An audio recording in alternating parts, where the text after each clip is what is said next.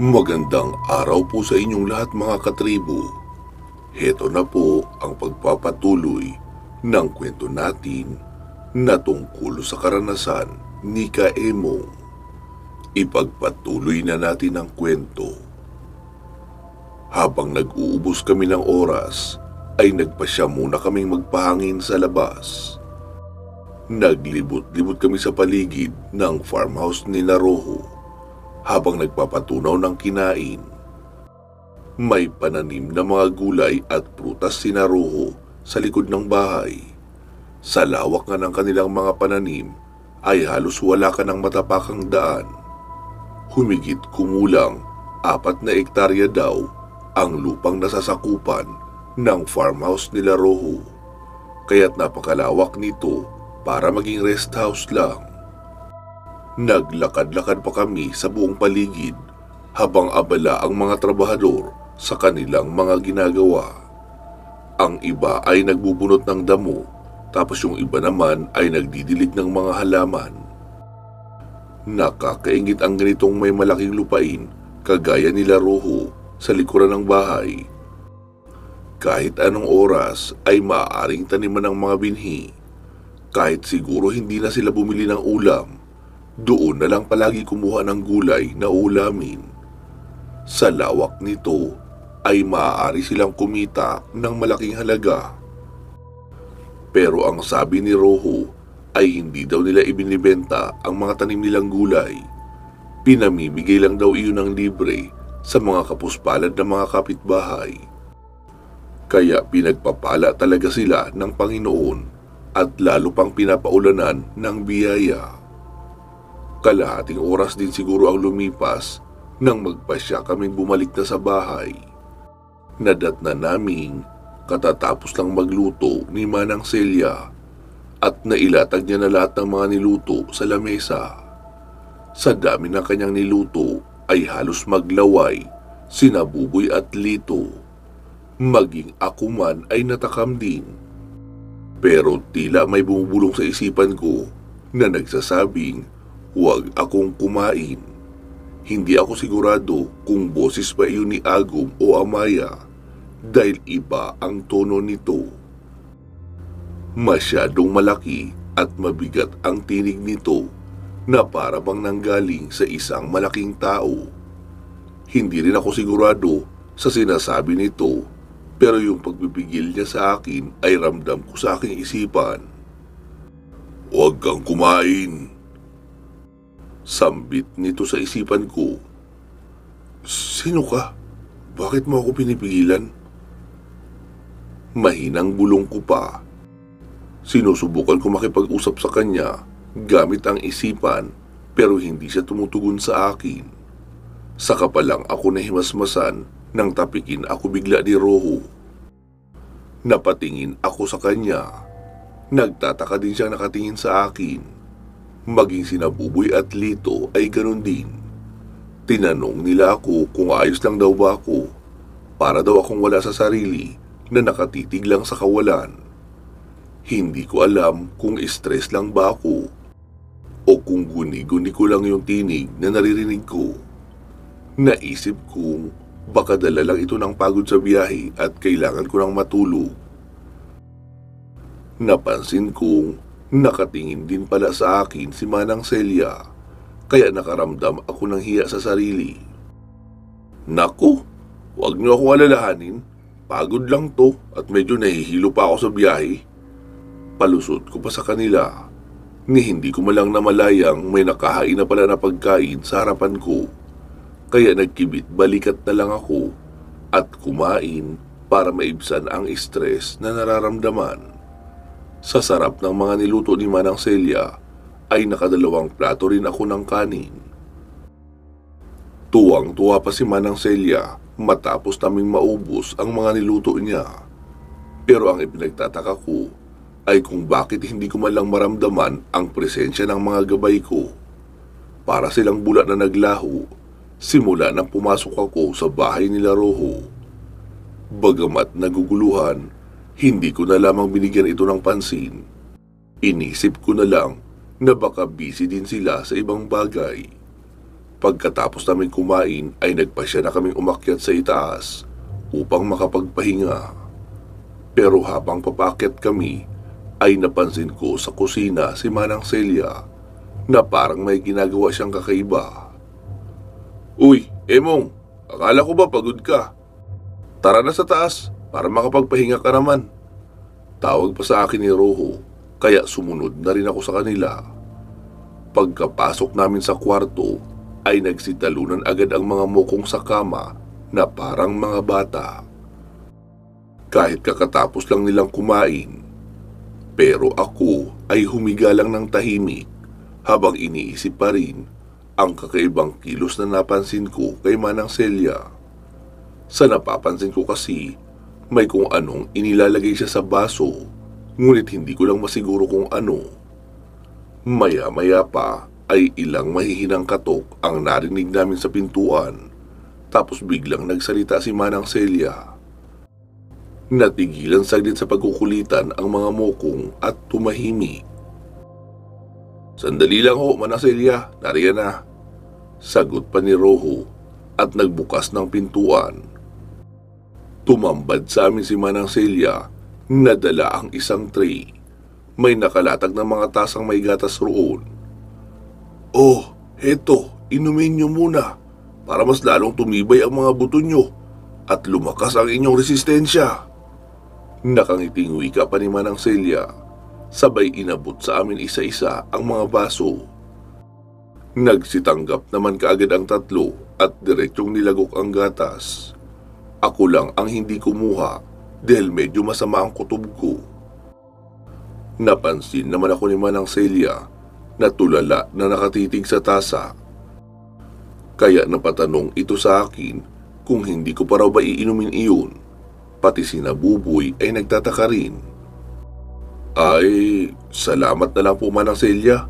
Busog po kasi ako masyado at uminom din ako ng maraming tubig. Kapag uminom pa po ako niyan, ay baka masok ka lang ako." Palusot ko pa na nakangiti kay Manang Celia. "Ah, ganun ba? Sayang naman itong gatas. Maganda pa naman ito sa katawan, lalo sa katulad nyo ng mga nagbibinata." Pamimilit pa ng matanda. "Naku, pasensya na po talaga. Wala na pong natirang espasyo sa sigmura ako. Masyado nyo po kasi sinarapan ang pagkakaluto ng mga ulam, kaya napasobra din ang kain ko at wala na akong mapaglagyan pa niyang gatas." Nakangiting wika ako pa na sinamahan ko ng kaunting papuri para mas lalo siyang maniwala. "Ganun ba? Sayang naman ito." Maiksing sambit pa ng matanda, pero napansin ko ang pagdilim ng ekspresyon ng kanyang mukha. Sa wari ko ay tila na insulto ito sa pagtangging ginawa ko. Hindi ako sigurado, pero iyon ang nababasa ko sa ekspresyon ng mukha niya. Hindi ko rin maintindihan kung bakit gustong-gusto niyang inumin ko talaga ang gatas na iyon. Kahit pa pinaliwanag ko na, busog talaga ako. Nasadyang may katotohanan din naman. Hindi pa rin siya umaalis sa harapan ko na tila gusto pa rin ipilit sa akin na inumin ko ang gatas. Nang biglang damputin ni Buboy ang gatas na nasa harapan ko, nagulat tuloy kami sa ipinakitang katakawan ni Buboy. "Manang Celia, hayaan mo na po kung ayaw ni Emong. Ako na ang titira. Palagi namang may espasyo para sa pagkain ng tiyan ko." Wika niya pa, sabay lagok agad ng laman noong tasa. Pagkalapag noon, sinimot lahat. Wala yatang natira kahit isang patak. Tinawanan na lang siya ni Rojo at Lito. Dahil kahit ang dalawa ay hindi pa ubos ang hawak nilang gatas. Inuunti-unti rin dahil busog din daw sila. Pero si Buboy ay malawak ang ngiti na halatang nasarapan sa ininom.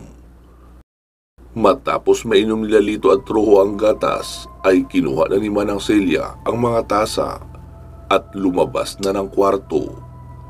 Noong kami na lang uli ay nagsalita ako. "Uy, Buboy, tigil-tigilan mo kayang katakawan mo. Baka kung ano pang mangyari sa iyo eh." Galit na saway ko pa rito. Nagtataka namang napatingin sa akin ang tatlo. Ayos ka lang ba, Emo? Akala ko kasi ayaw mo noong gatas. Kaya ako na lang ang uminom. Aarti-arti ka pa kasi eh. Gusto mo naman pala yung inumin. Tsaka, anong mangyayari sa akin? Gatas lang naman yun. Iyon din naman ang ininom nila Rojo at Lito. Pangangatwiran pa ni Buboy habang tumatawa. Hindi ako maarte no. Busog lang talaga ako. Sagot ko pa, sabay nagtungo na ako sa kama. Tapos patagilid na humiga. Ayoko kasi makipagtalo pa dahil may mga bagay na hindi ko maaaring ipaliwanag sa kanila. Nagtawanan lang ang tatlo dahil ang weirdo raw na inaasal ko. Sumagot naman si Rojo na hayaan na lang dahil baka may buwan ng dalaw lang daw ako. Na siya namang nagpahagalpak ng tawa sa dalawa. Habang lumilipas ang mga minuto ay nararamdaman kong unti-unti nang bumibigat ang talukap ng aking mga mata hanggang sa hindi ko na nga namalayan na nakatulog na pala ako. Subalit habang nasa mahimbing ako natulog ay sumilay sa panaginip ko ang isang pangyayari na mukhang matagal ng panahon na naganap sa nakalipas. Nakikita ko ang sarili ko na mag-isang nakatayo sa labas ng isang bakuran. Hindi ko makita ang likod nito dahil medyo mataas ang bakod. Kaya naghanap ako ng butas sa paligid. Nakakita ako ng maliit na siwang kaya sumilip ako sa loob at bumungad sa akin ang isang malawak na lupain. Sa gitna noon ay may isang malaking bahay tapos nasa tapat nito ang isang malaking puno. Medyo pamilyar ako sa bahay dahil kahawig ito ng bahay ni Rojo. Wala akong makitang tao sa paligid kaya hinanap ko ang pinto at maswerteng nahanap ko ito sa bandang likuran ng bakuran. Pumasok ako sa loob at dahan-dahang lumapit sa bahay. Nasa bandang likuran ako noon ng bahay at may naririnig akong boses na nagsasalita sa may kusina. Napatago agad ako sa isang puno nang mapansing may sumilip na mukha sa pinto. Nakilala ko kaagad kung sino ito. Walang iba kundi si Manang Celia. At base sa itsura niya ay nasa kadalagahan pa ang estado nito. Umalis din ito sa pinto nang may lalaking lumapit sa kanya. Hindi ko ito kilala pero mukhang hindi nalalayo ang edad nito kay Manang Celia. Siguro mga nasa late 20s silang dalawa. Napansin kong mukhang may seryoso silang pinag-uusapan. Kaso hindi ko lang masyadong marinig dahil malayo ang distansya ko. Nakikita ko sa bintana ang mga ulo nila, ngunit batay sa kanilang mga kilos na ginagawa ay mukhang nagtatalo na sila. Hindi ko alam kung anong dahilan nito, subalit tuloy pa sila sa kanilang pagbabangayan hanggang sa magkasigawan na sila habang may kung anong pinag-aagawan na isang bagay. Matapos nito ay biglang tumahimik ang paligid. Wala akong marinig na ingay liban sa mahinang hikbi ng babae. Nakita kong biglang umakyat si Manang Celia sa ikalawang palapag ng bahay. Sinundan ito ng lalaki at hanggang doon ay nagpatuloy muli ang sigawan at mga bangayan ng dalawa. Ako naman na may pagkatsismoso ay nagpasya ng lumapit sa bahay upang alamin kung ano ba ang nangyayari. Dahan-dahan lang ang ginagawa kong paglalakad at nang makalapit ay maingat kong binuksan ang pinto sa likod bahay. Isinara ko ito noong makapasok na ako sa loob. Tinignan ko ang paligid. Nagimbal ako nang tumambad sa akin ang dugo na nagkalat sa sahig. Meron din sa dingding at sa lamesa. Sinundan ko ito hanggang sa makarating sa hagdan, papakyat sa ikalawang palapag. May ilang patak ng dugo ang naiwan sa hagdan. Makalat ito na tila nagmamadali yung taong nagmamayari. Dahil may isang baitang na pagitan ang bawat patak ng dugo na makikita. Habang sinusundan ko ito ay halos mapatalon ako sa gulat nang marinig kong tumili ng malakas si Manang Celia. Pero ang kakaiba rito ay yung tono ng tili niya. Bali saglit lang ang tili tapos nasundan ng nakakapangilabot na tawa. Nakaramdam tuloy ako ng takot habang patuloy na umaakyat sa hagdanan. Medyo nagtataka din ako dahil hindi ko na marinig yung boses ng lalaki. Tanging tawa na lang ni Manang Celia ang madidinig na di kalaunan ay pahina na ng pahina. Hanggang sa tuluyan na naging tahimik ang paligid. Wala na akong marinig na ingay maliban sa mahinang langit-ngit na nararamdaman ko sa itaas. Nang makarating na nga ako sa ikalawang palapag ay napansin ko ang nakabukas na pintuan ng pangalawang kwarto.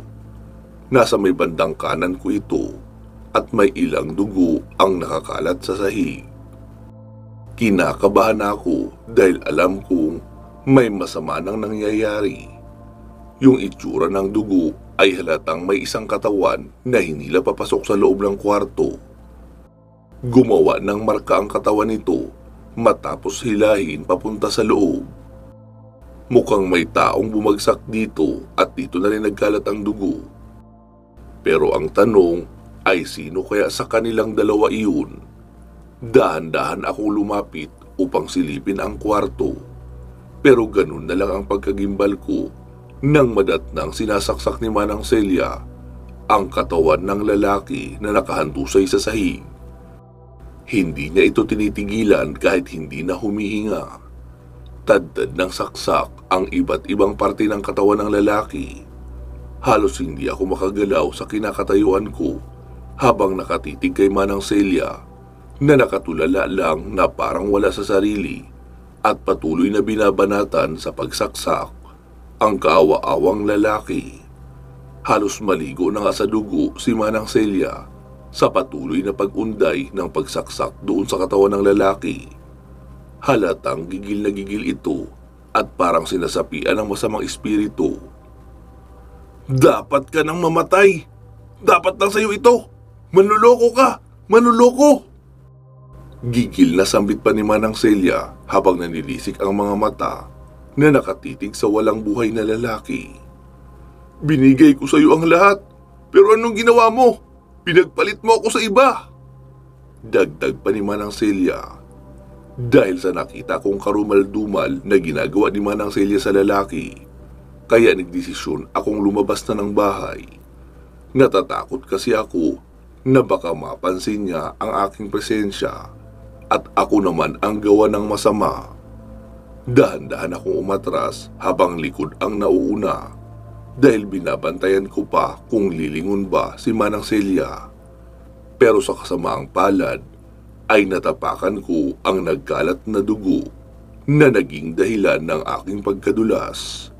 Bumagsak ako sa sahig at kumalabog ang puwet ko roon na siyang umagaw ng pansin ni Manang Celia. Mabilis siyang napasilip sa labas ng silid at nakita niya na ako. Nanlilisik ang kanyang mga mata na tila ba galit na galit ito sa akin at handa akong isunod doon sa pinatay niyang lalaki. Dali-dali akong tumayo para tumakbo pababa.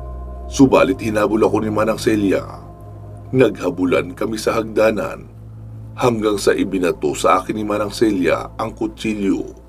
Napahiyaw ako sa sakit, sabay na tumba.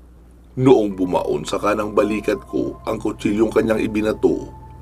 Dali-dali akong gumapang paibaba pero nahaplot ni Manang Celia ang isa kong paa. Kinaladkad niya ako papaakyat ng hagdan. Bitiwan mo ako! Bitiwan mo ako! Sigaw ko pa na takot pero tila bingi si Manang Celia. Tuloy lang ito sa pagkaladkad sa akin papaakyat sa ikalawang palapag. Sinubukan kong humawak sa mga kahoy sa gilid ng hagdan pero masyadong malakas ang babaeng iyon na sadyang nakakapagtaka. Hinawakan niya ako sa batok at hinila papaakyat. Naghahalo na sa sistema ko ang takot, kaba at sakit. Dahil sa nakabaong kutsilyo sa aking balikat, masyado rin akong nanghihina at nauubusan na ng boses sa kakasigaw. Noong makabalik kami sa ikalawang palapag ay mabilis niya akong ipinasok sa kwarto at itinapon papasubsob sa katawan noong lalaking pinatay niya. Naghalo ang dugo namin ng lalaki, pero nagulat ako nang mapansing tinanggalan niya na pala iyon ng mga mata. Akala ko kasi ay pinagsasaksak lang. Gumapang ako papatras sa kama habang sinusubukang hugutin ang kutsilyo sa balikat ko. Sobrang sakit ng pakiramdam ko habang ginagawa ko iyon, pero tiniis ko lang. Hanggang sa unti-unti ko itong mahugot at nagawa kong matanggal sa pagkakabaon. Sumandal ako sa kama, sabay itinutok ang kutsilyo kay Manang Celia. Ngunit sa halip na matakot ay ngumisi lang ang babae sa akin, habang dahan-dahan itong lumalapit na tila hindi natatakot. "Sige, lumapit ka pa! Sige, hindi ako magdadalawang isip na isaksak ito sa'yo!" Banta ko pa sa kanya. "Akala mo ba matatakot ako sa'yo? Hindi ka na makakalabas dito ng buhay, Totoy. Dito ka na mamamatay, kasama ng taksil na lalaking ito. Sabay ko na kayong ililibing." Wika niya pa habang humahalakhak na parang nababaliw. Kahit nasa panaginip ay naalala kong may mga gabay nga pala ako. Kaya sinubukan kong tawagin si Agum, ngunit hindi ito nagpakita sa akin. Ni hindi ko nga rin ito narinig na sumagot. Dahil dito, naisipan kong tawagin si Amaya, pero ganun din ang resulta. Nagsisimula na akong manghina, at sa tingin ko, dahil iyon sa tuloy-tuloy na pagtulo ng aking dugo doon sa malaking sugat sa may likuran. Hindi ko naman magawang tapalan ng aking palad dahil hirap akong abutin iyon sa bandang likod. Nawawalan na ako ng pag-asang makalabas sa bahay na iyon. Naisip kong mukhang iyon na ang magiging katapusan ko. Patuloy sa paglapit sa akin si Manang Celia. Pagkatapos ay bigla niya akong sinakal. Habang nakangisi siya sa akin, unti-unti na akong kinakapos ng hininga, pero sa mga huling sandali ng aking buhay ay may narinig akong tinig na nagsalita sa isipan ko. "Lumaban ka! Lumaban ka! Patuloy kang mabuhay! Tumingin ka sa katawan ko! Gusto mo bang maging katulad lang din ang nangyari sa akin ang kalalabasan mo? Huwag mong hayaan na dito na magtapos ang buhay mo! Lumaban ka, Utoy! Lumaban ka!" Sigaw pa ng boses sa aking isipan na sa tingin ko, boses iyon noong lalaki na pinatay ni Manang Celia. Kasabay ng pagdilat ko ng mga mata, ay sinaksak ko si Manang Celia noong hawak kong kutsilyo. Hindi ko alam kung bakit wala akong lakas ng loob na gawin iyon sa kanya noong kakalapit niya pa lang. Sadya lang talaga siguro akong may pagpapahalaga sa buhay. Napahawak ang isang kamay ng babae sa liig niya noong tumarak ang kutsilyo. Bumagsak ako sa sahig nang mabitawan ako ni Manang Celia at inuubo-ubo habang napahawak din ako sa liig ko na hinahabol ang sariling hininga. Tumakbo ako pabalabas ng kwarto at nagmamadaling bumaba ng hagdan. Kamuntikan pa nga akong malaglag sa hagdan sa dulas ng aking tsinelas na nababalutan na rin ng sarili kong dugo. Pagkababa ko ay tumakbo na ako papalabas ng bahay. Nakita ko pang nakabuntot sa akin si Manang Celia habang tangan-tangan sa kamay ang kutsilyo. Nakangisi ito habang nakatabingi ang ulo dahil hawak niya rin ang kanyang leeg at nanilisik ang kanyang mga mata na nakatingin sa akin. Sa takot ko ay hindi na ako lumingon at nagtatakbo na ng mabilis papalabas ng bakuran. Pagkalabas ko ay ipinagpatuloy ko na ang paglalakad-takbo habang binabaybay ang gilid ng kalsada. Iyon na rin ang pagkakataon na bigla akong nagising. Napabalikwas ako ng bangon at naghabol kaagad ng hininga.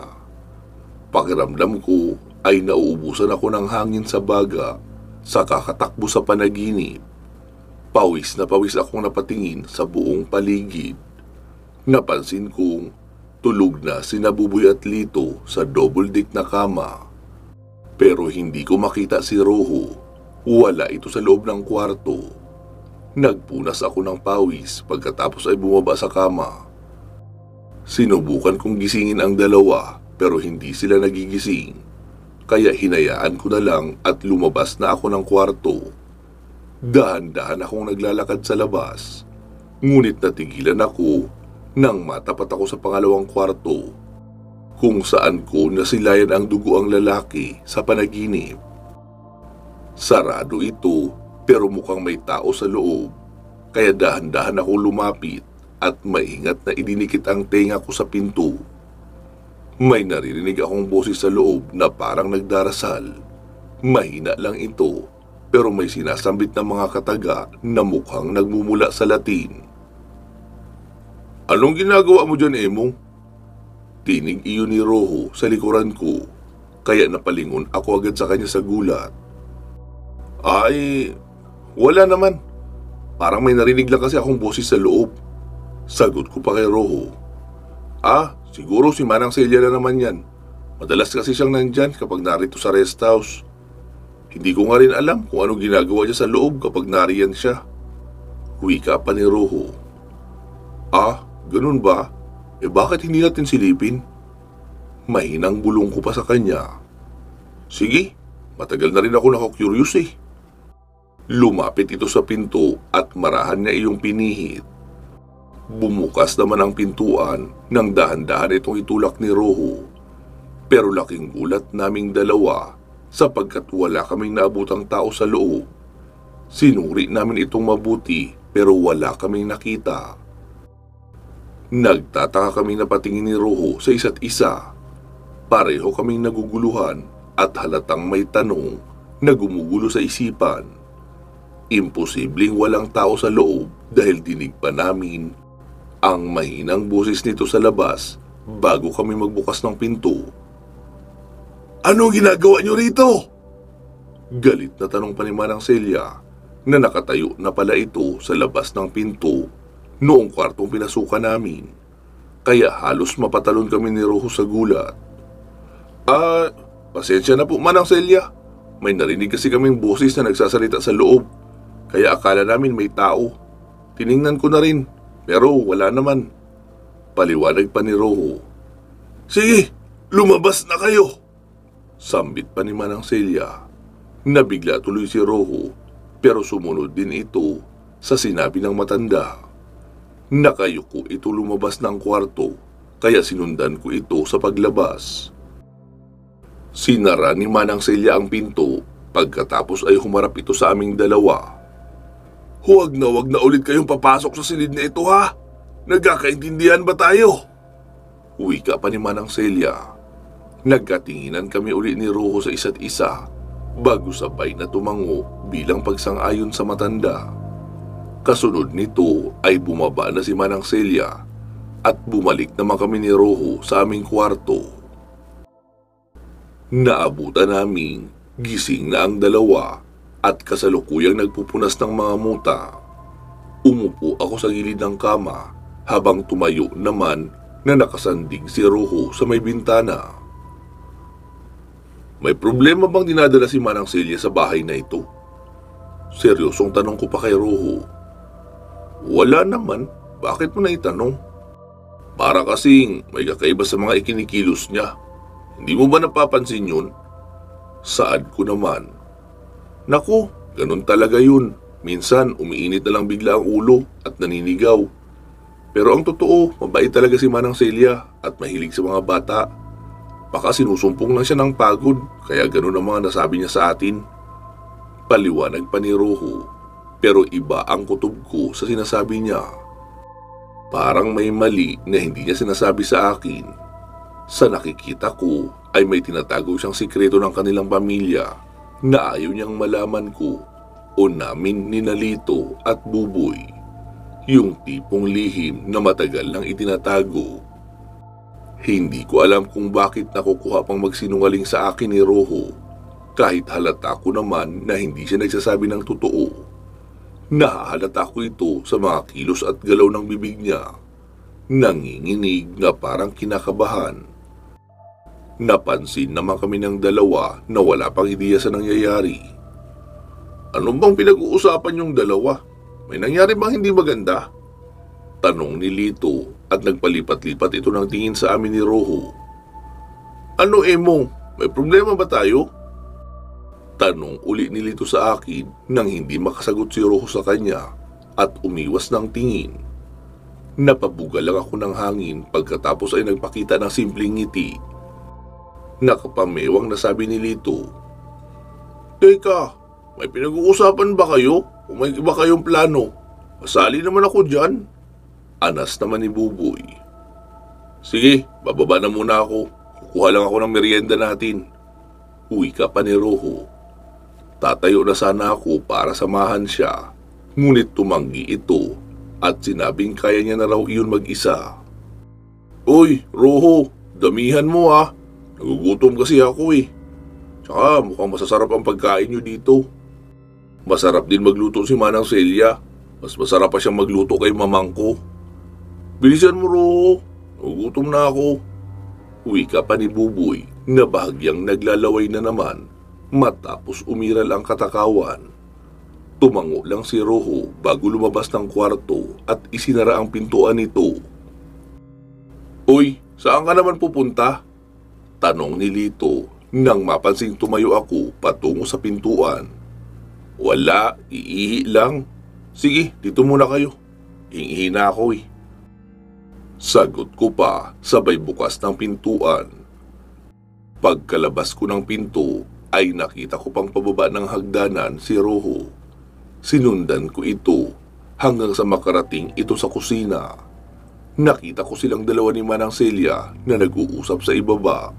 Kaya nagtago ako sa ilalim ng hagdan para makinig ng kanilang pinag-uusapan. Naghahanda na noon ng biskwit si Manang Celia habang nagtitimpla naman ng juice si Rojo.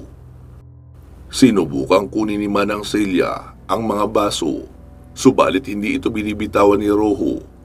Medyo dumilim ang mukha ng matanda kaya biglang natakot si Rojo. Akin na yan! Ako na ang magdadala niyan sa itaas! Matigas na boses pa ni Manang Celia. Hindi na po, kaya ko na po ito. Tsaka, wag po kayo mag-alala sa kanila. Mababait naman po silang kaibigan. Hindi sila katulad ng iba. Sagot ni Rojo na hindi pa rin binibitawan ang tray na may lamang mga baso na may juice at biskwit. Hindi ka nakakasiguro sa kanila. Kilala ko ang ganong mga klaseng bata. Sasaktan ka lang nila. Maniwala ka sa akin. Galit na wika pa ni Manang Celia. Nagkakamali po kayo. Mababait po silang kaibigan. Hindi po nila gagawin ang mga iniisip nyo sa kanila. May tiwala ako sa kanila. Tugon naman ni Rojo na para bang sigurado siya sa mga sinasabi at buo ang tiwala niya sa aming tatlo. Sige, kung yan na pinapaliwalaan mo. Hahayaan ko sila. Pero tandaan mo ito. Huwag na huwag ka uli iiyak-iyak sa akin kapag iniwan ka nila. Sambit pa ni Manang Celia. Binitawan na niya ang tray tapos umakyat na agad si Rojo sa itaas. Nanatili lang si Manang Celia sa kusina. Nakayuko ang ulo habang tila may malalim na iniisip. Biglang bumaling ang ulo nito sa kinaroroonan ko. Kaya napatago ako agad sabay gumapang papunta sa kabilang pader. Naramdaman ko ang mabibigat na mga yabag ni Manang Celia. Mukhang patungo ito sa akin, kaya dali-dali ulit akong gumapang papunta sa banyo. May 2 cubicle akong nadatnan sa loob, kaya pumasok ako sa pangalawa. Sa may bandang kanan ako nagtago at nilak agad ang pinto. Pansamantala muna natin puputulin dito ang ating kwento. Magsama-sama po tayong muli sa part 17. Mag-iingat po kayo palagi at hanggang sa muli.